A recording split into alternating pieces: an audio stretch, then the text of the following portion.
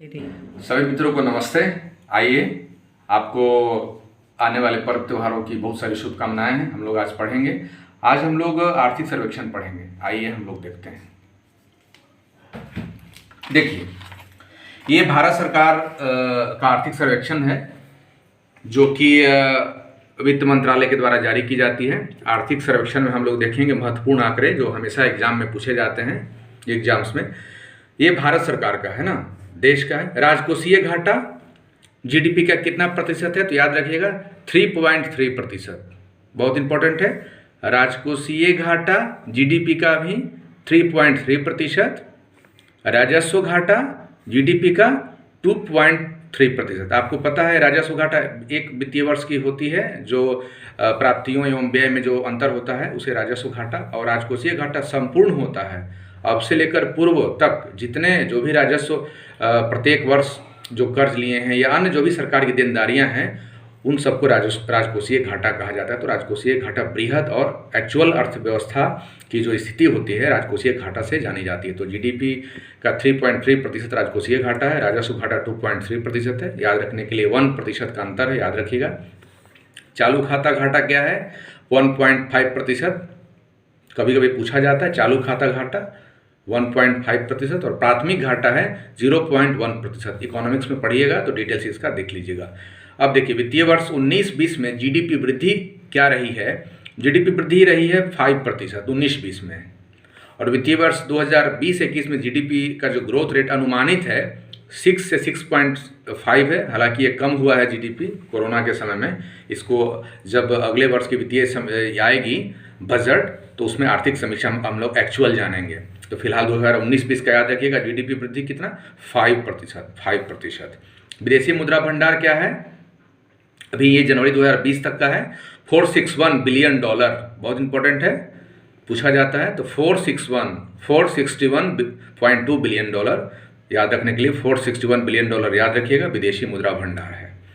विदेशी ऋण क्या है, अभी तक वर्तमान तक विदेशी, ये एक साल पहले का ही आंकड़ा है फिर भी इंपॉर्टेंट है। विदेशी ऋण ये 557 बिलियन डॉलर, 557.5 बिलियन डॉलर ये विदेशी ऋण है। सेवा क्षेत्र, अब जीडीपी में अर्थव्यवस्था में योगदान किसका कितना है, तो नंबर 1 योगदान है सेवा क्षेत्र का, सर्विस सेक्टर 57.8, यानी हम याद कर सकते हैं 58%, 58%। जीडीपी में अर्थव्यवस्था में सेवा क्षेत्र का योगदान 58%। दूसरे नंबर पर उद्योग क्षेत्र है, यानी द्वितीय क्षेत्र। उद्योग क्षेत्र का योगदान है 28.3, यानी याद करने के लिए 28% याद रख सकते हैं। यानी उद्योग क्षेत्र में 28%, प्राथमिक सेवा क्षेत्र में 58%। वह प्राथमिक क्षेत्र जो कृषि का क्षेत्र है, कृषि एवं अलायंस है, सब्सिडरी है, कृषि क्षेत्र का योगदान अर्थव्यवस्था में 13.9 यानी 14%, 14%। बहुत इंपॉर्टेंट, तीनों में पूछा जाता है हमेशा।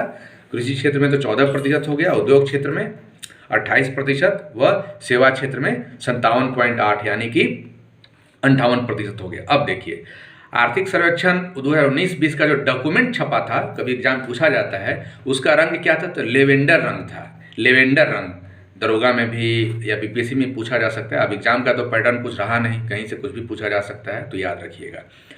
वित्त मंत्रालय के आर्थिक सलाहकार कौन है भाई, तो कृष्णमूर्ति वी सुब्रमण्यम। बहुत इंपॉर्टेंट है, वित्त मंत्रालय के हमारे आर्थिक सलाहकार हैं, प्रमुख आर्थिक सलाहकार वी सुब्रमण्यम हैं।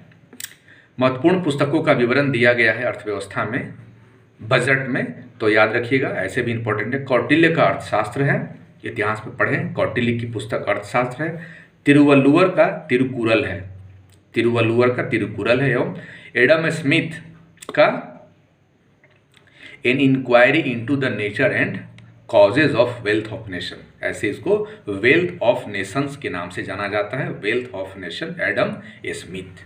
3 पुस्तकों की चर्चा है, पूछा जाता है एग्जाम में। ये नहीं पूछा जाएगा कि ये बजट में किसकी चर्चा है, बशर्ते पूछा जा सकता है कि वेल्थ ऑफ नेशन किसकी किताब है, एडम स्मिथ की है। तिरुकुरल किसकी है, तिरुवल्लुर की है। अर्थशास्त्र किसकी है, कौटिल्य की है। अब आर्थिक सर्वेक्षण 2019-20 का विषय क्या था, वेल्थ क्रिएशन। विषय क्या था आर्थिक सर्वेक्षण 19-20 का, वेल्थ क्रिएशन। आर्थिक सर्वेक्षण 19-20 के अनुसार देखिए क्या क्या कृषि क्षेत्र में क्या वृद्धि हुई है, 2.8% यानी 3%। 3% कृषि क्षेत्र में वृद्धि हुई। औद्योगिक क्षेत्र में यानी द्वितीय क्षेत्र में कितनी वृद्धि हुई, वो हुई 2.5%, 2.5%। औद्योगिक क्षेत्र में, औद्योगिक विकास में 2.5%। सेवा क्षेत्र में क्या वृद्धि हुई, 6.9 यानी 7%। तो सबसे ज़्यादा वृद्धि कहाँ हो रही है, सेवा क्षेत्र में 7%, औद्योगिक विकास में 3%, 2.5% और कृषि क्षेत्र में 2.8%। अब हम लोग देखते हैं 2019-20 में थोक मूल्य सूचकांक में महंगाई दर क्या है, 1.5%। 19-20 में थोक मूल्य सूचकांक महंगाई दर 1.5% व 19 में उपभोक्ता मूल्य सूचकांक पर महंगाई दर है 4.1। ज़्यादा इंपॉर्टेंट है, उपभोक्ता मूल्य पर महंगाई दर उपभोक्ता मूल्य सूचकांक पर 4.1% याद रखिएगा, 4.1 है।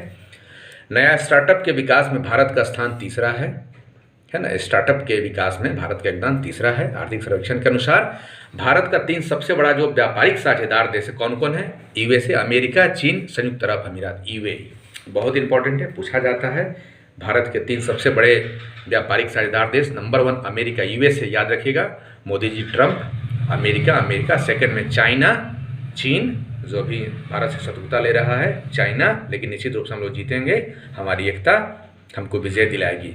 अमेरिका, चीन और संयुक्त अरब अमीरात, यूएई। भारत का सर्वाधिक व्यापार घाटा, देखिए यही चाइना है, चीन से ही सबसे ज़्यादा हमें व्यापारिक घाटा हो रही है, 35.32 अरब डॉलर का घाटा है चाइना के साथ। तो आत्मनिर्भर एवं स्वदेशी भारत अभियान अपनाकर हमें इससे निपटना होगा, इस चुनौती को हमें खत्म करना होगा और देश को आत्मनिर्भर बनना होगा। भारत का सर्वाधिक व्यापार अधिक किस देश के साथ है, तो अमेरिका के साथ है। हम लोग व्यापार में फायदे में किससे हैं, तो अमेरिका के साथ है, 10.9.1 अरब डॉलर। भारत को 2025 तक भारत सरकार की इच्छा है, भारत सरकार का मिशन है कि 5 ट्रिलियन डॉलर की इकॉनमी बनाना है, जिसमें बुनियादी ढांचे आदि के विकास में भी खर्च किया जाना है। ये नहीं पूछा जाता है, बस याद रखिए, बुनियादी ढांचे 1.4 ट्रिलियन डॉलर। पशुपालन क्षेत्र में भी ये सब खर्च किया जाएगा। आर्थिक सर्वेक्षण 19-20 के अनुसार वन और क्षेत्र बहुत इंपॉर्टेंट है, वन और वृक्ष में सर्वाधिक वृद्धि कर्नाटक, आंध्र प्रदेश, जम्मू के, बहुत इंपॉर्टेंट है। यानी वन और वृक्ष क्षेत्र में सबसे ज़्यादा वृद्धि हुई है, कहाँ हुई है, तो कर्नाटक में हुई है और आंध्र प्रदेश में हुई है। बहुत इंपॉर्टेंट है, याद रखिएगा, वन और वृक्ष क्षेत्र में वृद्धि कर्नाटक, आंध्र प्रदेश, जम्मू कश्मीर, कर्नाटक, आंध्र प्रदेश। और वन वृक्ष क्षेत्र में सर्वाधिक कमी कहाँ हुई है, मणिपुर, मेघालय, पूर्वोत्तर राज्यों में कमी हुई है, मणिपुर, मेघालय, अरुणाचल, बहुत इंपॉर्टेंट है, याद रखिएगा। वृद्धि हुई कर्नाटक, आंध्र प्रदेश, जम्मू कश्मीर, कमी हुई मणिपुर, मेघालय, अरुणाचल प्रदेश, मणिपुर, मेघालय, अरुणाचल प्रदेश। ग्रामीण क्षेत्र में आय का दूसरा सबसे बड़ा स्रोत क्या है, पशुपालन है। पहला कृषि है ग्रामीण क्षेत्रों में और दूसरा पशुपालन, कृषि प्लस पशुपालन, सबसे ज़्यादा कृषि तब पशुपालन। ग्रीन बॉन्ड क्या है, उभरते हुए बाजार की श्रेणी में प्रथम स्थान चाइना का, दूसरा भारत का है। ग्रीन बॉन्ड के उभरते बाजार में भारत का स्थान वर्ल्ड में दूसरा है, चाइना नंबर 1 है। पढ़ेंगे हम लोग ग्रीन इकोनॉमी, देखिएगा। विश्व की ग्रीन बॉन्ड, विश्व की सबसे बड़ी 5 अर्थव्यवस्था वाला देश, देखिए जीडीपी के अनुसार भारत विश्व का 5वां बड़ा अर्थव्यवस्था है, 2.9 ट्रिलियन डॉलर। सबसे नंबर 1 कौन, top America, USA, 21.4 trillion dollar, 21 trillion dollar USA. Second में चाइना का है 14 trillion dollar, 14 trillion dollar. Japan third में है 5 ट्रिलियन डॉलर। जर्मनी फोर्थ में है 3.94 ट्रिलियन डॉलर। और इंडिया हम लोग भारत का है 2.9, यानी हम लोग 3 ट्रिलियन डॉलर के पास हैं। 2025 में हम लोग को 5 ट्रिलियन डॉलर का इकोनॉमी बनना है। अब देखिए आगे, आर्थिक सर्वेक्षण 19-20 के अनुसार किसी कंपनी में 50 से अधिक महिला कर्मचारी हैं तो उनके बच्चों की सुविधा के लिए क्रेंच बनाया जाएगा। बहुत इंपॉर्टेंट है, यदि किसी कंपनी में 50 से ज़्यादा महिला कर्मचारी है तो वहाँ क्रेंच बनाया जाएगा बच्चों को के लालन पालन के लिए, रहने के लिए। आर्थिक सर्वेक्षण 19-20 के अनुसार 2014 से 18 के बीच नई कंपनियों बनाने का विकास दर 12% है। इंपॉर्टेंट है, बस देख लीजिएगा, नई कंपनियां 12% के हिसाब से बनी हैं। हाँ, बहुत इंपॉर्टेंट। अब वर्ल्ड के कुल निर्यात में भारत की हिस्सेदारी कितनी है, 1.6%। बहुत इंपॉर्टेंट है कि विश्व के कुल निर्यात में जो हम लोग भेजते हैं सामान, देश से निकलता है, उसमें भारत का हिस्सा वर्ल्ड में 1.6% है, बहुत कम है। इसको हमें बढ़ाना है, सब लोगों को इसमें सबका योगदान होना चाहिए। 1.6% है।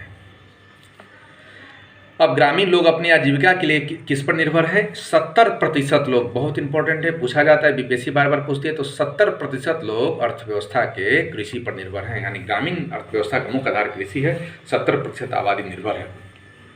आर्थिक समीक्षा के अनुसार 82% लोग भारत में लघु एवं सीमांत किसान हैं, बहुत इंपॉर्टेंट है।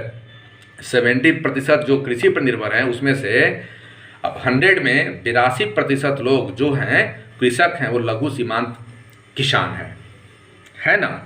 लघु सीमांत किसान आप पढ़ेंगे ज्योग्राफी में, तो लघु सीमांत किसान है जो कम जोत रखते हैं, 1 एकड़ से कम जोत रखते हैं, 82% लोग हैं। भारत के जीडीपी में माल एवं सेवाओं का आयात में हिस्सा कितना? 21%, बहुत इंपॉर्टेंट है। 21% माल एवं सेवाओं का आयात जो होता है उसमें 21% हिस्सा है भारत के जीडीपी का। उतना इंपॉर्टेंट है, फिर भी देख लीजिए। कच्चे तेल का आयात सबसे ज़्यादा हम लोग करते हैं, 21% है। फिर सोना, पेट्रोलियम, ये क्रम से था, तो आप देख लीजिएगा इसको। और फिर आर्थिक समीक्षा के अनुसार ये हम लोग उद्योग के उत्पादन में सर्वाधिक वृद्धि दर की गई है। उर्वरक में उद्योग किसमें सबसे ज़्यादा वृद्धि दर हुआ है? तो उर्वरकों में हम लोग के यहाँ वृद्धि दर ज़्यादा हुई है। इधर भी देख लीजिए, बॉक्स में दिया हुआ है माल एवं सेवाओं जीडीपी के निर्यात सबसे ज़्यादा है, निकलता है माल एवं सेवाएं। ये आयात का आंकड़ा था, सबसे ज़्यादा हम तब कच्चा तेल, तब सोना, तब पेट्रोलियम आयात करते हैं, मतलब जेम्स ज्वेलरी सेकंड में, थर्ड में पेट्रोलियम। और निर्यात निकालते हैं सबसे ज़्यादा हम लोग माल एवं सेवाओं 18%, फिर पेट्रोलियम उत्पाद हुआ 14%, मोती इत्यादि, जेम्स ज्वेलरी फिर 7%। अब उसके बाद में हम लोग देखते हैं कि 1920 की अवधारणा प्रस्तुत किया था, क्या थालीनॉमिक्स कहा गया था, थालीनॉमिक्स। अब शाकाहारी थाली इत्यादि बढ़ावा देने के लिए ये सब है। बस इतना ही है।